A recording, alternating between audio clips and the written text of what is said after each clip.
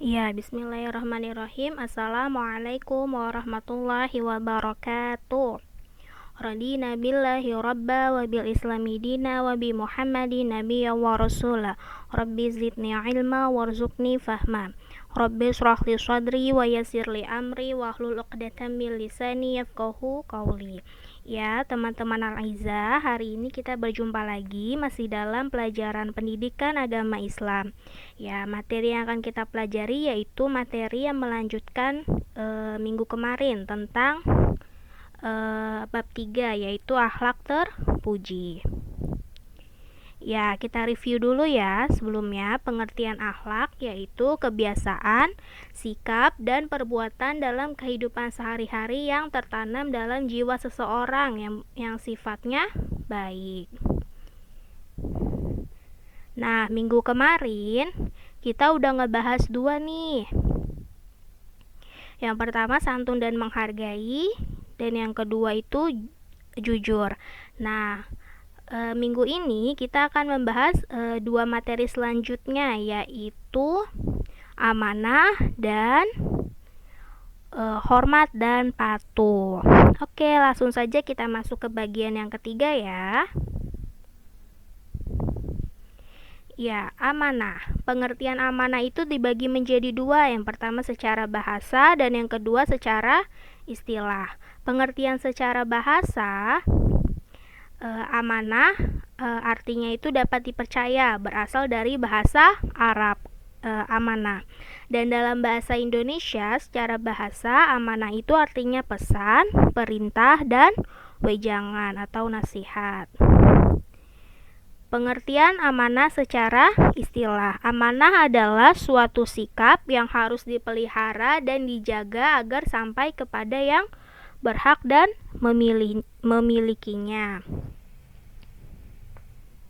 Nah, jadi sikap amanah itu sikap untuk memelihara terhadap sesuatu yang dititipkan oleh orang lain kepada kita. Nah, kita itu tidak boleh mengurangi atau menambah amanah tersebut sebelum sampai kepada pemiliknya.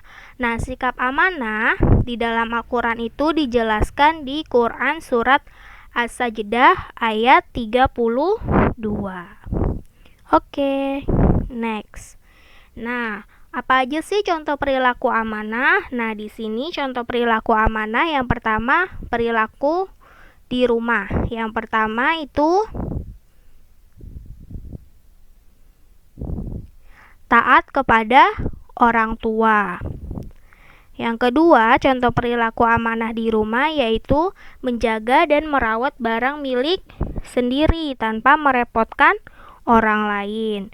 Yang ketiga, contoh perilaku amanah di rumah yaitu membantu saudara ketika dibutuhkan.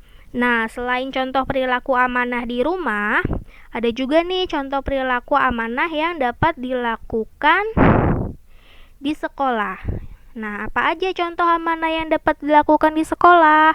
Contohnya itu ada 3. Yang pertama,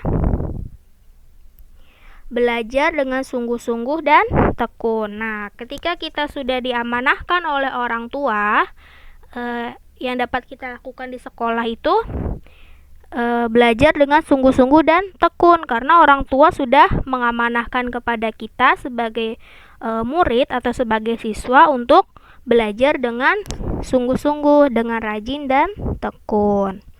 Yang kedua, contoh yang dapat dilakukan di sekolah yaitu menghormati guru dan teman. Nah, yang ketiga, contohnya membantu teman yang dibutuhkan. Next, kita masuk ke part yang keempat atau bagian yang keempat, yaitu tentang sikap hormat dan patuh. Ya, sama seperti sikap amanah, pengertian hormat dan patuh itu juga terbagi menjadi 2, secara bahasa dan secara istilah. Secara bahasa, hormat dan patuh itu terdiri dari 2 kata. Yang pertama kata hormat dan yang kedua kata patuh. Kata hormat artinya menghormati, menyayangi, sedangkan kata patuh artinya tunduk, taat, atau nurut pada suatu hal. Nah, pengertian secara istilah, apa sih pengertian hormat dan patuh secara istilah? Ya, hormat dan patuh adalah sikap yang menandakan rasa bakti kepada seseorang yang memiliki kelebihan. Nah, hormat dan patuh ini bisa dilakukan kepada orang tua dan guru. Artinya, selalu berperilaku baik kepada orang tua dan guru. Nah, contoh perilaku baiknya itu apa? Misalkan berkata kepada orang tua dengan menggunakan bahasa yang sopan. Nah, hormat dan patuh ini dijelaskan di dalam Al-Quran, yaitu di Quran surat Luqman ayat 14. Nah, contoh perilaku hormat dan patuh terhadap orang tua ya. Contoh yang pertama itu berkata yang santun. Nah, berkata yang santun dan sopan kepada orang tua. Yang kedua, membantu pekerjaan orang tua. Ketika orang tua kita menyuruh atau meminta bantuan kepada kita, kita harus menghormati dan mematuhi perintahnya, karena termasuk bagian dari berbakti kepada orang tua. Yang ketiga, contohnya tidak membantah ketika disuruh. Nah, tadi kan contohnya orang tua meminta bantuan kita nih, menyuruh kita untuk membantu pekerjaan rumah. Nah, kita tidak boleh membantah ketika disuruh, atau contohnya berkata ah atau apa sih gitu. Nah, itu tidak boleh ya, berkata mengatakan kepada orang tua. Itu termasuk perilaku yang tidak baik. Contoh sikap yang keempat yaitu mendoakan setiap selesai sholat.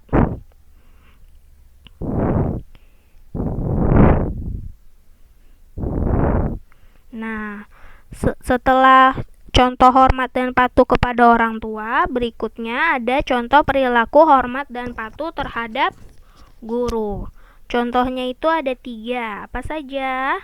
Yang pertama, mengucapkan salam ketika bertemu. Nah, ketika bertemu guru di jalan ataupun di sekolah, kita harus mengucapkan salam. Assalamualaikum Pak, Assalamualaikum Bu. Nah, itu termasuk perilaku hormat dan patuh.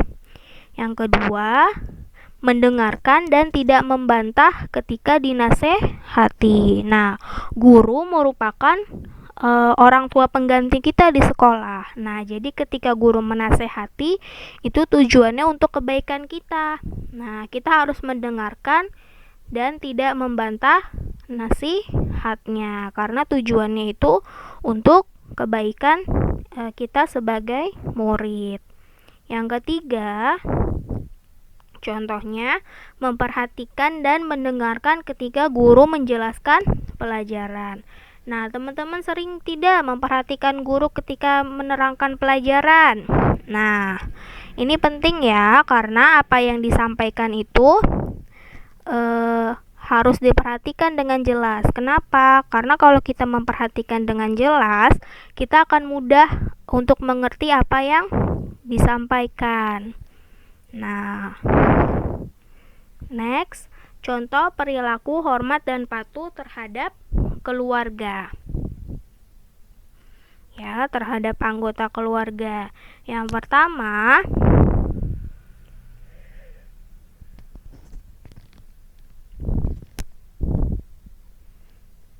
menghargai saudara yang lebih tua dan menyayangi saudara yang lebih muda.